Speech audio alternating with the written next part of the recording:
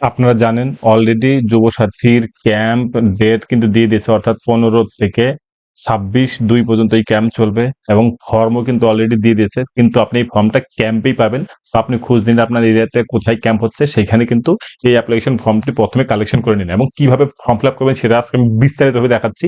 অবশ্যই ফলো করবেন। প্রথমে ক্যাপিটাল লেটারে সমস্ত কিছু পূরণ করতে হবে।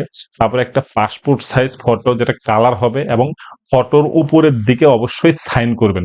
ফটোর উপরের দিকে, এটা মাথায় রাখবেন, ফটোর উপর দিকে কিন্তু সাইন হবে। আর এখানে একটা দুয়ারা সরকার রেজিস্ট্রেশন নাম্বার বসবে, কারণ যে ক্যাম্প হবে সেখানে কিন্তু একটা আইডি নাম্বার দেবে আপনাকে অনলাইনে। সেখানে লক্ষ্মীর ভান্ডার, দুয়ার আর হলো গিয়ে যুবসাথী এবং ভূমিহীন কৃষকদের কিন্তু ক্যাম্পটা হবে শুধুমাত্র এই 3টা ক্যাটাগরির। তো এই ক্যাম্পে গিয়ে আপনি ফর্মটা নিয়ে এটা বিস্তারিত ফিল আপ করবেন। তারপর দেখুন, দুয়ার সরকার রেজিস্ট্রেশন নিয়ে নেওয়ার পরে আধার নাম্বার বসাবেন। তারপর মাধ্যমিকের যে নাম আছে সেই নাম কিন্তু হুবহু এখানে বসায় দিবেন, বা মাধ্যমিকের সমতুল্য যদি থাকে উচ্চ মাধ্যমিক বা অন্য কিছু, সেটাও কিন্তু আপনি বসাতে পারেন। এবার পরে বলছে মোবাইল নাম্বার যেটা লিঙ্ক করা আছে ব্যাংকের সাথে, সেই মোবাইল নাম্বারই কিন্তু অবশ্যই এখানে বসাতে হবে। অর্থাৎ অন্য কোনো মোবাইল নাম্বার দিবেন না, যেটা লিঙ্ক করা আছে ব্যাংকের সাথে সেটা দিবেন। তারপর ইমেল আইডি যদি থাকে সেই ইমেল আইডি এখানে বসিয়ে দেবেন। যদি না থাকে তাহলে বসানোর দরকার নেই, অর্থাৎ যদি থাকে বলেছে। তবে জেন্ডার, যদি মেল হন মেল, ফিমেল হলে ফিমেল, অথবা আদার যদি হন সেটা কিন্তু টিক মেরে দিতে হবে। ঠিক আছে? তো ফিমেল হলে পরে যে পাওয়া যাবে না এরকম ব্যাপার নেই। ফিমেল হলে পরেও এই যুবসাথীর টাকা পেতে পারেন। তো সেক্ষেত্রে কিছু কন্ডিশন আছে, সেটা আমি পরে দেখাচ্ছি। তো দেখুন, তারপরে বলছে ডেট অফ বার্থ, অর্থাৎ এখানে কিন্তু ডেট অফ বার্থ আপনার বসিয়ে দিতে হবে। অ্যাডমিটেও থাকে ডেট অফ বার্থ, সেটাও বসাতে পারেন, বা অন্য কোনো হলে পরে সেটা বসাবেন। তবে অ্যাডমিটে যেটা আছে সেটাই বসানো উচিত। তারপর বলেছে 1/4/2026 হিসেবে বয়স কত সেটা এখানে বসাতে হবে। অর্থাৎ কত বছর হচ্ছে আপনার এখন সেটা বসাতে হবে। আর বলে রাখি, এজ ক্যালকুলেটর যে অ্যাপ আছে সেটাও ইউজ করতে পারেন, যে আপনার এখন বয়স কত হলো সেটা বসাতে পারেন, অথবা আপনি নর্মাল যদি ক্যালকুলেশন করে বের করেন তাহলে সেই হিসেবে এজ আপনার কত হচ্ছে 1/4/2026 সেটা বসিয়ে দেবেন। আর এটা জানেন 21 থেকে 40 বছর বয়স যাদের তারাই কিন্তু পাবেই প্রকল্পের সুবিধা। এরপরে বাবার নামটা আপনি লিখে দিবেন, সব কিন্তু ক্যাপিটালে হবে, এটা বারবার বলে দিচ্ছি। মায়ের নামটাও ক্যাপিটালে বসিয়ে দিবেন। যদি বিবাহিত হন তাহলে পরে স্বামী বা স্ত্রীর নাম এখানে বসাতে হবে। তারপর বলেছে যদি আপনি জেনারেল ক্যাটাগরি না হন তাহলে পরে আপনি শিডিউল কাস্ট, এসসি, এসটি অথবা ওবিসি যদি হয়ে থাকেন তাহলে সেটা কিন্তু এখানে টিক মেরে দেবেন এবং নিচের সার্টিফিকেটের যে নাম্বারটা থাকে সেটা কিন্তু অবশ্যই বসিয়ে দেবেন। ঠিক আছে? দেখবেন সার্টিফিকেটের নাম্বার দেওয়া থাকে শিডিউল কাস্ট বা এসটি অথবা ওবিসি সার্টিফিকেটের উপরে, সেটা বসিয়ে দিবেন। তারপরে বলেছে যে আপনি বিবাহিত কিনা, যদি বিবাহিত হয়ে থাকেন তাহলে পরে অবশ্যই সে বিবাহিতর ঘরে টিক মারবেন, না হলে পরে অবিবাহিতর ঘরে, না হলে পরে বিধবা অথবা যদি অন্য কিছু থাকেন সেপারেশন যদি থাকে তাহলে সেক্ষেত্রে যেটা হবেন সেটার ঘরে টিক মারতে হবে। ঠিক আছে? তারপর কন্ট্যাক্ট ডিটেলস দেওয়া থাকবে। এখানে আপনার বাড়ির number, village, post office, GP name বা ব্লক নেম, পুলিশ স্টেশন, তারপর ডিস্ট্রিক্ট, পিনকোড, স্টেট, এগুলো সমস্ত কিছু জানেন আপনি। যা আছে সমস্ত কিছু ক্যাপিটালে বসিয়ে দিবেন। গ্রাম পঞ্চায়েত হলে গ্রাম পঞ্চায়েত, যদি আপনি মিউনিসিপ্যালিটি হন মিউনিসিপ্যালিটির নাম, বা কর্পোরেশন হলে কর্পোরেশন, বা মিউনিসিপ্যালিটি হলে মিউনিসিপ্যালিটি। তো আপনি দেখে বুঝে যাচ্ছেন। তো যা হবে সেটা কিন্তু আপনি অবশ্যই ক্যাপিটালে এবং পরিষ্কার করে ক্লিয়ার ভাবে লিখে দিবেন। তারপরে দেখুন এখানে দেওয়া আছে মাধ্যমিক বা সমতুল্য, অর্থাৎ মাধ্যমিক বা উচ্চ মাধ্যমিক বা অন্য যেটা যদি হয় সেটার আপনার রোল নাম্বার দিতে হবে প্রথমে।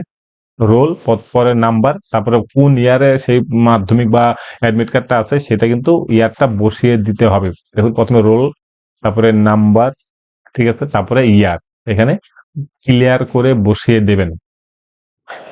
আর নিচে দেওয়া আছে বোর্ড, অর্থাৎ আপনি কোন বোর্ডের থেকে পরীক্ষাটা দিয়েছেন সেই বোর্ডের কিন্তু টিক মারতে হবে। যদি আপনি পশ্চিমবঙ্গে থাকেন তাহলে প্রথমের ঘর, তারপরে সিবিএসসি বা আইসিএসসি বা অন্য কোনো বোর্ড হলে পরে সেটাও কিন্তু আপনাকে বসাতে হবে। ঠিক আছে? তারপর আপনার শিক্ষাগত যোগ্যতা কতটা আছে, অর্থাৎ যদি আপনি গ্র্যাজুয়েশন হন বা মাস্টার ডিগ্রি বা অন্য কোনো কিছু যদি থাকে তাহলে সেটা কিন্তু বসাতে হবে। তারপর আপনার বর্তমান পেশা কি, অর্থাৎ আপনি টিউশনি পড়ান নাকি কোনো জব করেন, চাকরি করেন, যা করেন না কেন সেটা কিন্তু দিতে হবে। অর্থাৎ চাকরি করলে কিন্তু আপনি পাবেন না।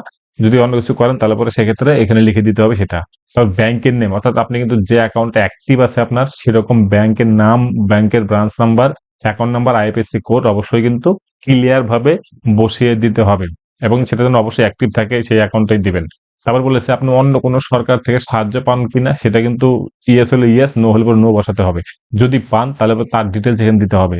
এবং সরকারি বৃত্তি, অর্থাৎ বৃত্তি স্কলারশিপ যেটাকে বলছে, বা সরকার থেকে কোনো পড়াশোনার সাহায্য পান সেরকম হলে পরেও ওকে ডিটেলসটা দিয়ে দিবেন। সেক্ষেত্রে কোনো প্রবলেম হবে না টাকা পেতে। ঠিক আছে?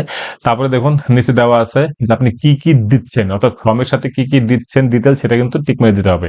মাধ্যমিকের সার্টিফিকেট, তারপরে আধার কার্ডের জেরক্স, ভোটার কার্ডের জেরক্স, পাসবুক বা ক্যান্সেল চেকবুক, তারপরে এসসি, এসটি, ওবিসি সার্টিফিকেটের জেরক্স এটা যখন দিবেন অবশ্যই আপনি অরিজিনাল গুলো অবশ্যই নিয়ে যাবেন। কারণ যারা আধিকারিক থাকবেন তারা কিন্তু চেক করবেন আপনার জেরক্সের সাথে অরিজিনালটা।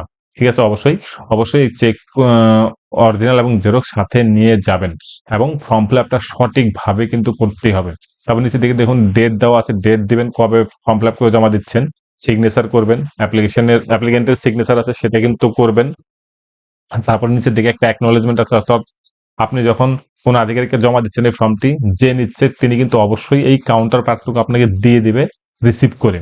ঠিক আছে? প্রথমে এটা ফিল আপ করে দিতে পারেন, নাহলে পরে যারা আধিকারিক আছে তারা কিন্তু এই অপশন অ্যাকনোলেজমেন্ট পার্টটুকু তারা লিখে দিয়ে সই করে দিবেন। তো আপনি লিখে দিলেও পারেন। তো আপনি প্রথমে দেখে নিবেন নাম, বাবার নাম দিতে হয়, তারপর ডেট কবে দিচ্ছেন, আধার নাম্বার, মোবাইল নাম্বার দিয়ে করে নেবেন। এখানে একটা ডিক্লারেশন আছে, সেলফ ডিক্লারেশন। তো এখানে ডিক্লারেশন হিসেবে আছে যে আপনি পশ্চিমবঙ্গের বাসিন্দা, তারপরে আপনি অন্য কোনো সামাজিক প্রকল্প থেকে কোনো সহায়তা পান না, সেটা এরকম আপনি ডিক্লারেশন দিচ্ছেন। আর হলো গিয়ে যে আপনি যে আধার কার্ডটা দিচ্ছেন সেটা কিন্তু ইউজ করার জন্য দিচ্ছেন, তো সেটারই একটা ডিক্লারেশন ফর্ম, সেটা কিন্তু আপনি অ্যালাউ করছেন এবং ঘোষণা দিচ্ছেন, দিয়ে কিন্তু নিচে সই করে দিচ্ছেন। দেওয়ার পরে আপনাকে এই অ্যাকনোলেজমেন্ট যেটা আছে সেটা কিন্তু যে আধিকারিক নিচ্ছেন তিনি কিন্তু অবশ্যই আপনাকে সই করে সিল করে দিয়ে দিবে এবং এটা কিন্তু আপনার কাছে রেখে দিবেন। ভবিষ্যতে যখন কোনো প্রয়োজন হবে তখন কিন্তু আপনি এই অ্যাকাউন্ট পাসবুক দেখাতে পারবেন। এবার কিছু বিশেষ গুরুত্বপূর্ণ পার্ট আছে, সেটা একবার আপনাদের আমি দেখাবো। ঠিক আছে? তার আগে এই ফর্ম ফিল আপটা কিন্তু অবশ্যই সঠিকভাবে করবেন এবং ক্যাম্পেই কিন্তু এই ফর্মটা পেয়ে যাবেন। কোথাও থেকে ডাউনলোড করার দরকারও নেই। এবার দেখুন এটার উদ্দেশ্যটা কি এই যুব সাথী প্রকল্পের, সেটাও একটা আমি দেখাচ্ছি সামারি করে। তো এখানে ফিন্যান্সিয়ালি ইয়ুথদেরকে একটু সহায়তা করা। ঠিক আছে? এবং এটা ৫ বছর পর্যন্ত মেক্সিমাম পেতে পারেন। অ বা যদি আপনি আগে চাকরি পেয়ে যান তাহলে পরে তখন আপনার এটা বন্ধ হয়ে যাবে। আর বয়স ২১ থেকে ৪০ আপনারা জানেন। পশ্চিমবঙ্গের বাসিন্দা হতে হবে, মাধ্যমিক পাস বা তার সমতুল্য। ঠিক আছে? এটাও হইতে হবে। সরকার থেকে কোনো অন্য স্কিম টাকা পান না সেটাও কিন্তু আপনাকে কনফার্ম করতে হবে। ৳১৫০০ করে পাবেন মাসে। মেক্সিমাম ৫ বছর যেটা বললাম। আধার বেস এই টাকাটা ঢুকবে ডিবিটির মাধ্যমে যেটা বলা হচ্ছে। আর এটা শুরু হবে 1 এপ্রিল ২০২৬ থেকে। এই টাকাটা ঢোকা শুরু হবে। আর এই যে ক্যাম্পটা হবে সেটা কিন্তু ১৫ থেকে ২৬/২ পর্যন্ত এই ক্যাম্পটা হবে। আর এই ক্যাম্পগুলো শুরু হবে সকাল ১০টা থেকে বিকাল ৫টা পর্যন্ত এই ক্যাম্পগুলো শুরু হবে। সুতরাং আপনি সকাল গিয়ে অবশ্যই এই ফর্মটি ফিল আপ করে জমা দিয়ে দিবেন সমস্ত ডকুমেন্ট দিয়ে। ঠিক আছে? তারপরে বলেছে যে ২৯৪ টা অ্যাসেম্বলিতে এই ক্যাম্পগুলো হবে। তো আপনি খোঁজ নিন আপনার এরিয়াতে কবে কোথায় ক্যাম্প হচ্ছে। ঠিক আছে? সেই হিসেবে কিন্তু আপনি জমা দেবেন। এখানে ২ টা ওয়েবসাইটও আছে। সেই ওয়েবসাইটে গিয়েও আপনি ডিটেইলস চেক করতে পারেন।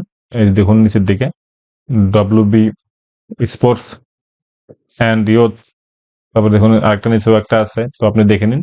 যদি দরকার হয় সেই ওয়েবসাইটে গিয়েও আপনি ভিজিট করে দেখতে পারেন। এবং আপনি কি, কি ডকুমেন্ট দিবেন সেটা তো আমি আগেই বলে দিলাম ওই ফর্ম ফিল আপের সময়। তো সেই হিসেবে কিন্তু আপনি অবশ্যই জমা করবেন। যদি কোনো কিছু জানার থাকে অবশ্যই কমেন্টে লিখে দেন। আমি অবশ্যই উত্তর দেওয়ার চেষ্টা করব। ধন্যবাদ।